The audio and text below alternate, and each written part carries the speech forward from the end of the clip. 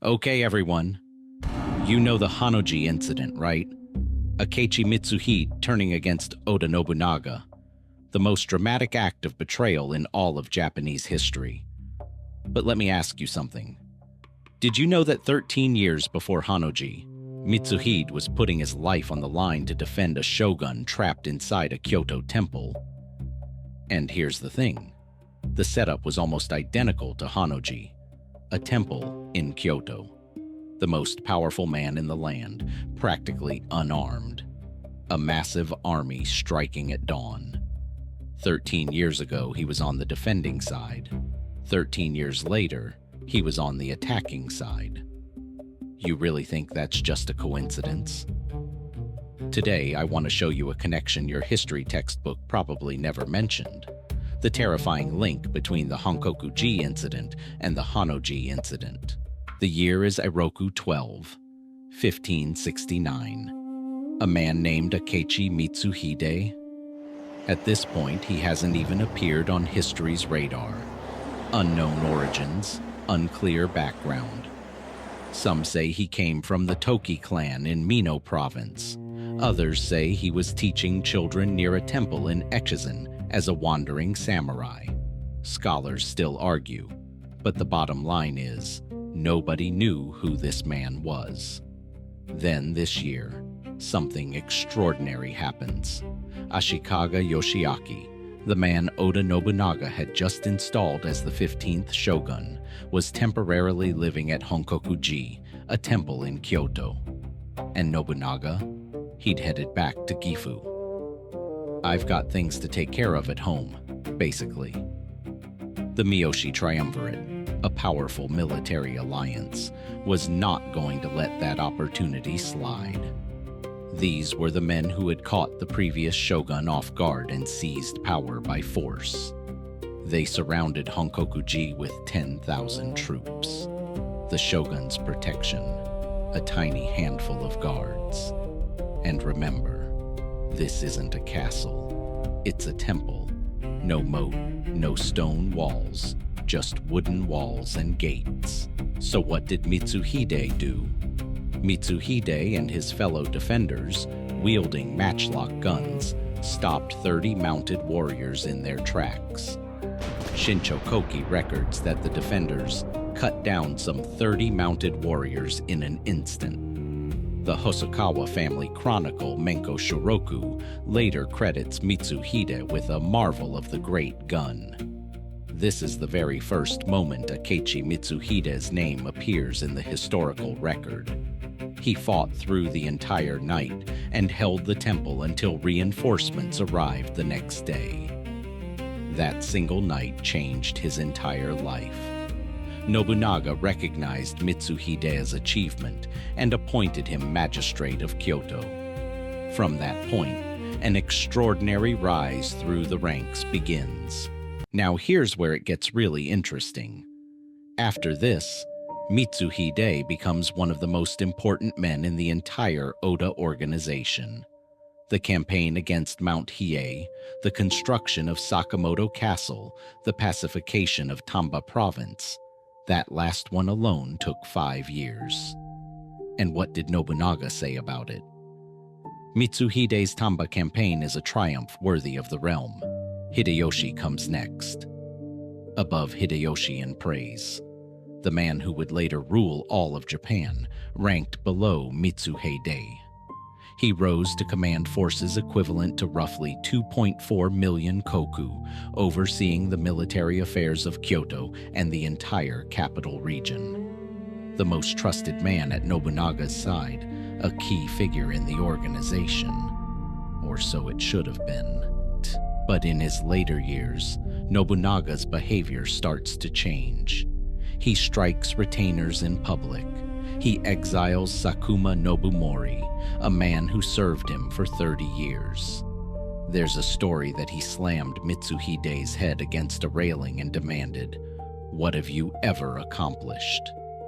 On top of that, Mitsuhide's carefully built diplomatic channel with the Chosokabe clan on Shikoku was overridden by the rival route Hideyoshi was pushing.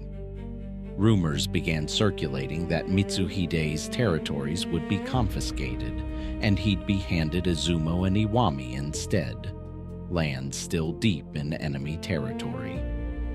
In modern terms, imagine being told, give back your current position and salary, then go take over a hostile competitor's business by yourself from zero.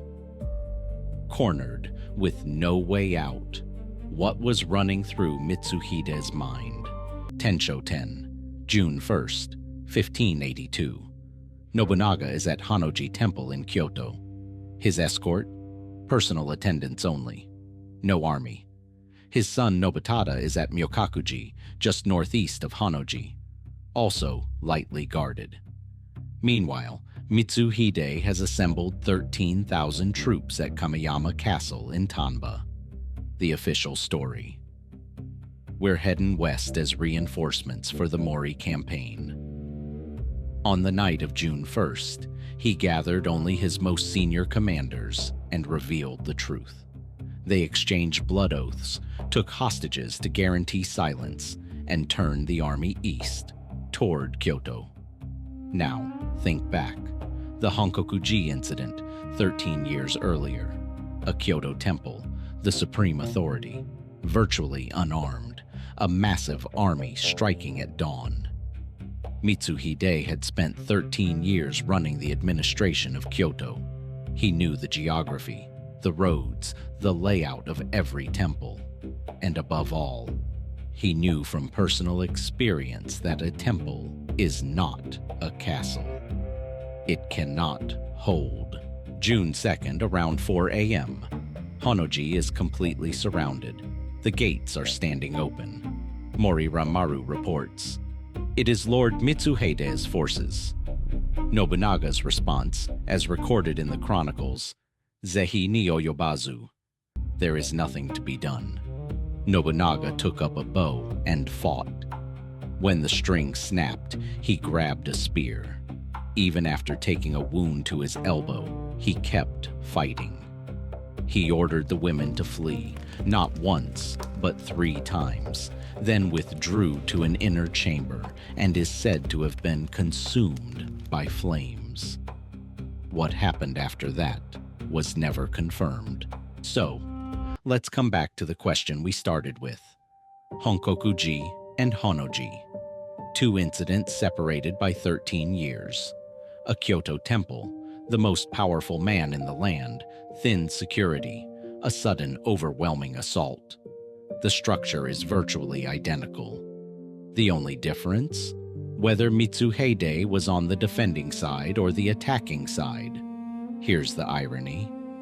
After Honkoku-ji, what did Nobunaga do? He said, "Temples are too dangerous," and built the Nijo Imperial Palace for the shogun, distinct from the present-day Nijo Castle, built later by the Tokugawa, with double moats, stone walls, and even a keep. You can't house the most powerful man in the country in a temple, he probably meant to say. And yet, 13 years later, Nobunaga himself was caught staying at a temple. He stepped right into the weakness he had already identified. And the man who understood that weakness better than anyone was Mitsuhide. At Honkoku-ji, he learned firsthand how fragile a temple is. Over 13 years, he mapped every corner of Kyoto. He watched Nobunaga's security, or lack of it, from the closest possible vantage point. The motive behind Honno-ji? Over 50 theories and none is settled. Resentment, ambition, the Shikoku dispute, sheer exhaustion. Take your pick. From here, this is one interpretation. But one thing is certain. Mitsuhide had the conviction that he could succeed, because 13 years earlier, he had lived through the exact reverse. Without the Honkoku-ji Incident, the Honno-ji Incident might never have happened. History has a way of being terrifying like that. So, to sum up, 13 years before the Honno-ji Incident, There was the Honkoku-ji Incident. The man who appears in both stories is Akechi Mitsuhide. At Honkoku-ji, he defended Shogun Yoshiaki. At Honno-ji, he turned against Nobunaga. A direct connection is not proven, but the situations are strikingly similar. A coincidence? Maybe. What if it wasn't? What's your take? I think Mitsuhide just seized a once-in-a-lifetime chance. What do you think? Let me know in the comments.